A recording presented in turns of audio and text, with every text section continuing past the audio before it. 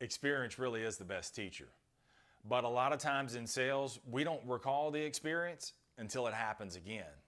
And then when it does happen again, we're in one of those, oh yeah, I was supposed to learn from that kind of moments.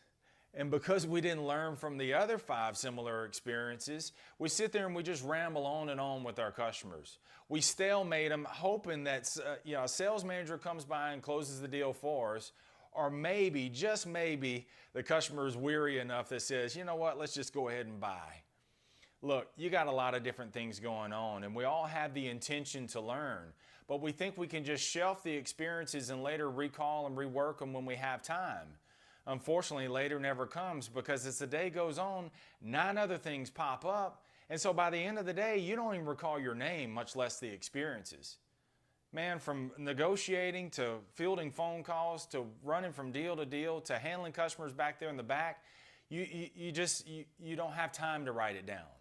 As a matter of fact, I don't even like to write it down, because if I write it down on a scratch piece of paper, and so I lose the scratch piece of paper. Or number 2 is, if I do write it down, I don't write down enough information, so I don't even know why I wrote it down in the first place. When I'm running from task to task, what I prefer to do is I prefer to whip out my cell phone and I make a voice memo on my cell phone. And this helps me in several different ways. Number 1 is I can freeze the moment. Number 2 is I can rework the moment and what I should have done.